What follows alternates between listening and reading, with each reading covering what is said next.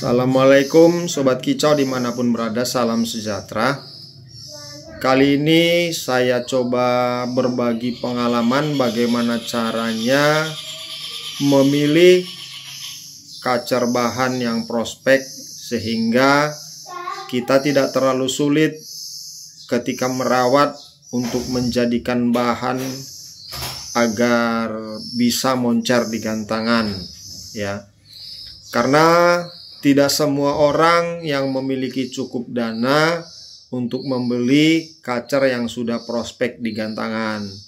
Ada sebagian orang dengan keterbatasan dana, tetapi dengan kesabaran akan membuahkan hasil sehingga kacer yang dirawat bisa moncer di gantangan. Tetapi agar tidak sulit, ya, kacer yang kita rawat itu sebaiknya yang kita pilih sesuai dengan karakter, sesuai dengan pilihan yang tepat bahwa kacer itu tidak akan sulit kita rawat. Jadi beberapa ciri yang perlu kita perhatikan ketika kita memilih kacer bahan. Yang pertama, kita perhatikan bentuk kaki yang agak besar, ya. Boleh dibandingkan, nanti dilihat misalnya dari 10 atau 5 kacer, pasti ada itu yang kakinya kecil, ada yang kakinya sedang, ada yang kakinya besar seperti petak gitu dia. Iya, kalau bisa dipilih yang kakinya besar. Yang kedua, ruas kakinya itu lebih panjang, ya, lebih panjang, bisa dibilang lebih jangkung, ya, bukan ceper. Boleh diperhatikan, tidak semua kacer yang memiliki kaki yang cukup panjang, ya, karena ada juga yang pendek, yang ceper dia. Lalu yang ketiga, memang yang ketiga ini ada sebagian orang yang senang dengan tipe kepala yang peta, ya. Kelebihannya, tipe kepala yang peta ini, yang cepak ini, jika sudah merekam masteran, dia akan sulit lupa dengan masteran yang diingat sama kacer tersebut. Kekurangannya, bahwa kacer yang memiliki kepala cepak ini, dia akan sulit merekam ketika dia tidak kondisi mabung atau ngurak. Itu kekurangannya. Jadi saya lebih memilih kacer yang kepalanya opal, ya. Kepala opal itu seperti bulat seperti ini gini dia, ya. Di belakang menonjol. Jadi bukan petak dia, bukan cepak.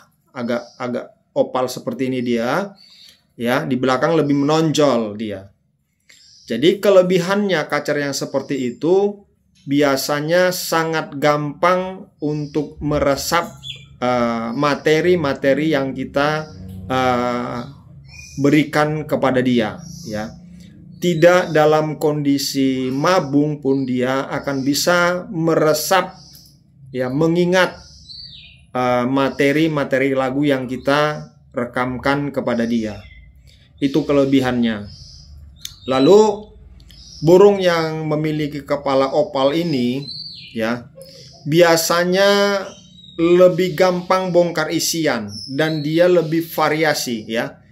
Speednya lebih rapat dan lebih variasi dia dibandingkan yang kepala cepak ini. Kadang dia mau jadi seakan-akan monoton, karena jika dia menghafal cuma 2 jenis irama lagu, jadi seakan-akan cuma itu yang berulang-ulang, ya, seperti itu. Lalu yang keempat, biasanya kita perhatikan paru, ya. Kalau saya lebih memilih paru yang tipis, kalau boleh panjang, ya. Ceper dia panjang dan bukaannya lebar, ya. Nah, jangan memilih paru yang tebal. Paru yang tebal memang kelebihannya biasanya volumenya lebih ngebas. Kalau yang tipis itu, yang tipis melebar itu biasanya dia lebih ke arah treble, ya. Lebih ke arah dia seperti pecah suaranya, seperti itu. Kalau misalnya yang paruhnya besar bulat itu biasanya ngebas.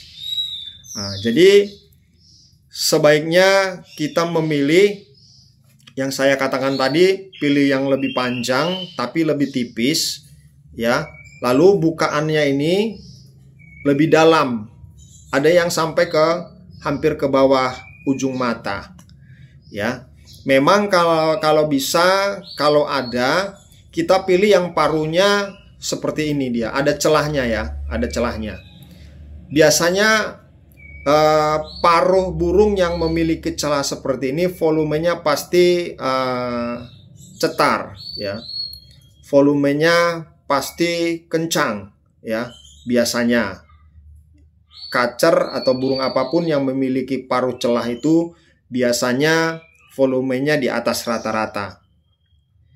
Jadi ada 4 kriteria yang sudah saya terangkan berdasarkan pengalaman, sehingga teman-teman bisa memilih dari sekian pilihan-pilihan kacer yang ada, bisa teman-teman pilih yang paling tepat sehingga di kemudian hari tidak susah untuk merawatnya. Yang terakhir, kriteria yang sering saya perhatikan kacer yang dominan fighter dia, ketika kita perhatikan slip putihnya itu lebih tebal ya. Slip putihnya lebih tebal, lebih lebar. Biasanya ini kacer tipe-tipe yang fighter, emosional, dan kacer yang biasanya seperti ini metabolisme tubuhnya lebih tinggi ya dibandingkan kacer yang tidak memiliki slip putih yang tebal. Jadi keuntungannya jika kacer yang slip putihnya tebal itu yang memiliki metabolisme tubuh yang tinggi itu, kita tidak perlu terlalu memaksa mengumbar, tidak perlu terlalu memaksa menjemur, sehingga perawatannya sangat gampang ya.